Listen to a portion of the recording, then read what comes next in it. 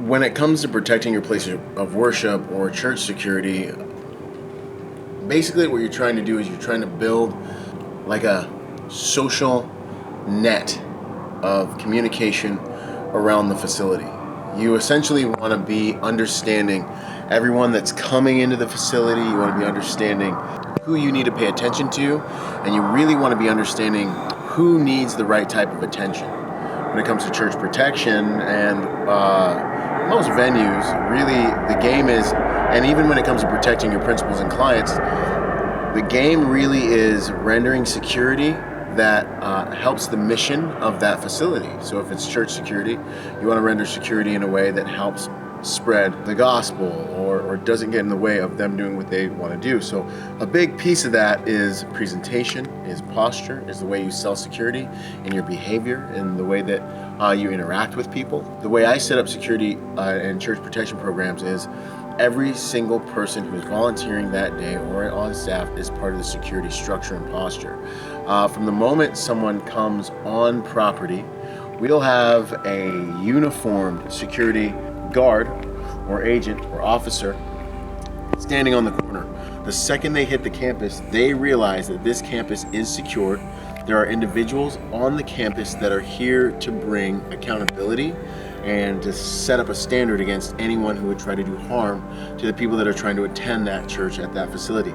They see an armed guard out front as they make entrance. That imprints on their brain. They come through, they come into the facility, and real quick, let me back up. One of the reasons we do that is because now we've had enough active shooters, active human threats, to the point where we've been able to do research. We've been able to get their cell phones. We've been able to get their diaries. We've been able to see their mission plans. And what we find consistently is that many of them choose the facilities they choose because they know that they did not have armed security. We consulted with some agencies while we were building security programs, and myself and Luke Agajanian, who really helped build a lot of this. And what we learned was deterrence is one of the most valuable things that we need to make sure and implement. Deterrence will help you avoid 90% of the problems that could take place at your facility. So the second they drive by and or come on property, you want them to get that visual. There are armed men here to protect. As they come in, they're going to inevitably run into the parking lot staff. Parking lot staff, what are they there to do? They're there to help people find parking spaces, but they're also there to interview people, to identify people of interest, to identify people that may need help, to identify people that may need prayer. But hello, how you doing? Jesus loves you, things like this. We're trying to interact with those people so we can understand what condition they're in as they enter the campus. You know, is that person dealing with a hangover from last night? Are they still high on some drugs that they've been taking over the week? Is that does that make it so that they are not allowed on campus, or does that make it so that we need to get a pastor to them to get them prayer and get them ministered to? These are decisions that you have to make sure you understand based on the facility you're protecting. But these are just different ways that we can all be in the loop with who's coming on property, so we can serve them to the best of our abilities. And a lot of that starts with contact any patron has as they come on the facility with anyone who is serving, volunteering, or part of the staff that day. So it starts with the parking lot. The other good thing with the parking lot attendants or parking lot volunteers is they're going to know the vehicle, make, model, license plate, where the vehicle was parked, all that information. So setting up a security structure around a church is not just about having the toughest guys, retired law enforcement and military guys, whoever doing whatever. It's really about the quality of the information you can get about your people of interest as they enter your property. So we want to get them starting to get interviewed by the parking lot attendees. Those individuals need to know how to reach the security volunteers or the security force on the radio so they can identify any people that may need some special attention of some type. They can identify where their vehicle is and any other information that we want to have. This also goes into having agents that understand, that are either connected with law enforcement, connected with private investigators that understand how to do open source intelligence work.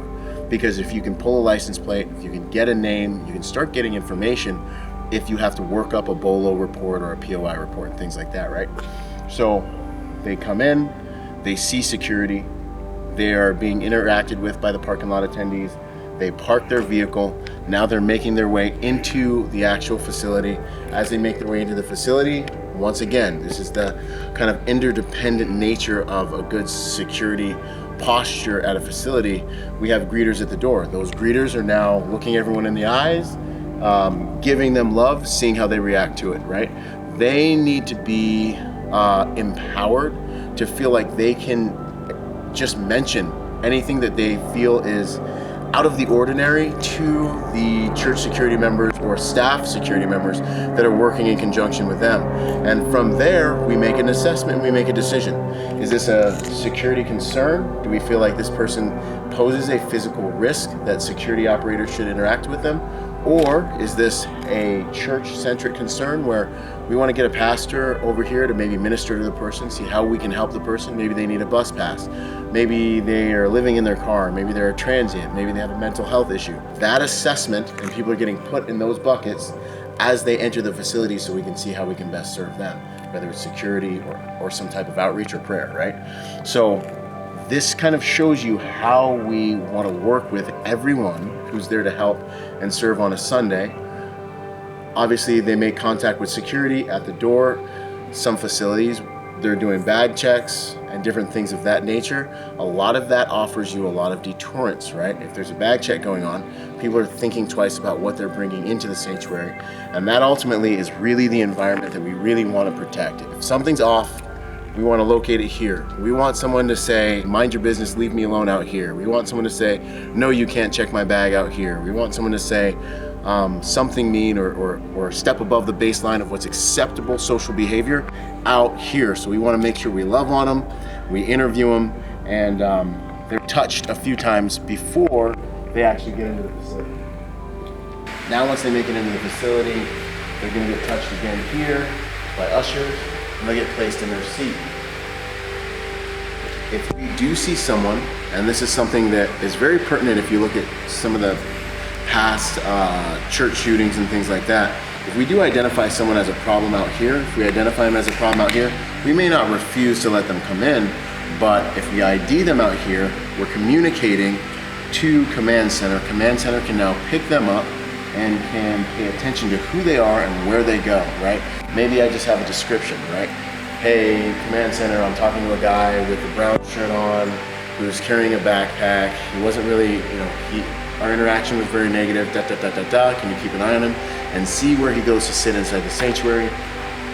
You hand him off, he goes on his way. He walks in. Now, since we have cameras in the environment, wherever he goes to sit, we can keep an eye on him. We can put a security operator behind him or close to him in case he does reach in his bag or anything weird happens.